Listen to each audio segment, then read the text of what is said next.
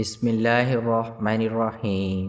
ایسی دعا جسے پڑھتے ہی فرشتے کہیں کہ تمہارے کام بنا دیے گئے۔ حضرت انس بن مالک رضی اللہ عنہ روایت کرتے ہیں کہ رسول اللہ صلی اللہ علیہ وآلہ وسلم نے ارشاد فرمایا، جب کوئی شخص گھر سے نکلتے وقت یہ دعا پڑھے، بسم اللہ توکلت علی اللہ لا حول ولا قوۃ الا باللہ، میں اللہ کا نام لے کر نکل رہا ہوں، اللہ ہی پر میرا بھروسہ ہے، کسی خیر کے حاصل کرنے یا کسی شر سے بچنے میں کامیابی اللہ ہی کے حکم سے ہو سکتی ہے۔ اس وقت اس سے کہا جاتا ہے، یعنی فرشتے کہتے ہیں تمہارے کام بنا دیے گئے اور تمہاری ہر شر سے حفاظت کی گئی، شیطان نامراد ہو کر اس سے دور ہو جاتا ہے۔